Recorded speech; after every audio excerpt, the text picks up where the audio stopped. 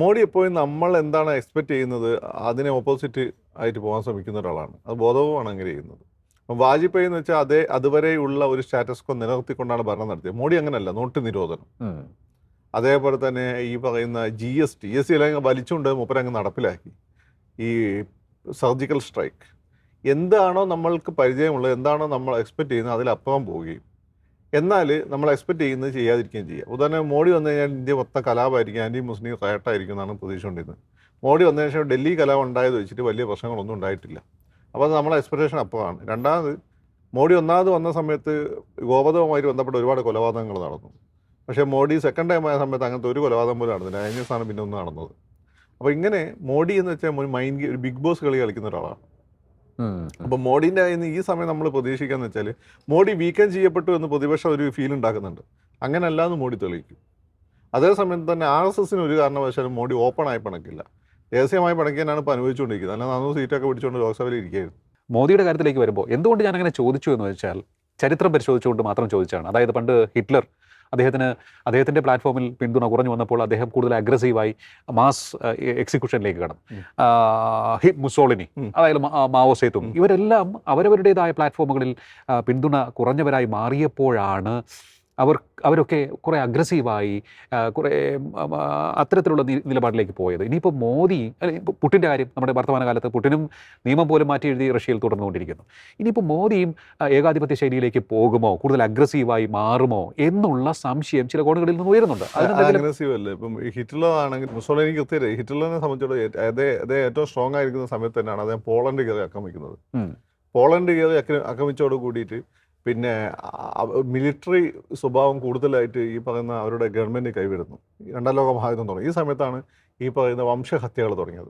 അതിന് മുമ്പ് എന്ന് ജൂതന്മാരെ സഗ്രിഗേറ്റ് ചെയ്യാനുള്ള ശ്രമം അതിന് മുമ്പേ ഉണ്ടായിരുന്നു. സത്യത്തിൽ പവർഫുൾ ആയിരിക്കുന്ന സമയത്താണ് അയാൾ അത് ചെയ്തിരിക്കുന്നത്. മോഡി ഏറ്റവും പവർഫുൾ ആയ സമയത്ത് നമ്മളത് കണ്ടില്ലല്ലോ. ആകെപ്പാടെ കണ്ടത് എന്താണ്? പൗരത്വ നിയമം.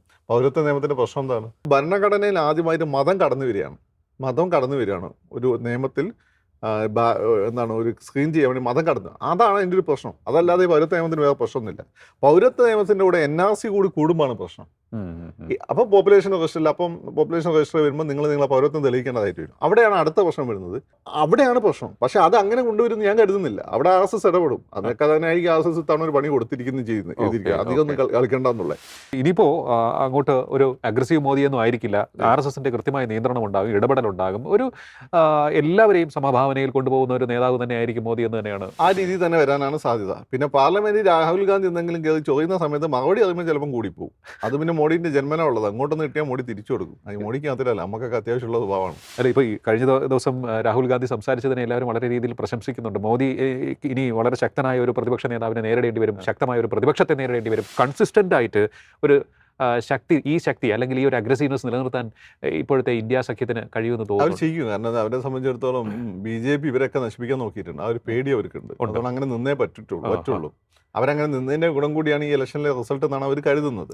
അപ്പോൾ അവർ പിന്നെ രാഹുൽ ഗാന്ധി ഇപ്പോൾ ലീഡറായിട്ട് എമേർജ് ചെയ്ത് വന്നിട്ടുണ്ട്. മോഡിയെ സംബന്ധിച്ചിടത്തോളം മോഡിക്ക് പ്രതിപക്ഷത്തെ ഭയമുള്ള ആളൊന്നല്ല മോഡി നല്ല ഒറേറ്ററാണ്. ഇന്ത്യയിലാണല്ലോ ഡിബേറ്റ് നടക്കുന്നത്. അപ്പോൾ അത് മോഡിക്ക് പേടിയൊന്നുമില്ല. പക്ഷേ ഇങ്ങനെ ഓരോ സാധനം വരുന്ന സമയത്ത് അങ്ങോട്ട് ആ രീതിയിൽ അവർ തിരിച്ചടിക്കും.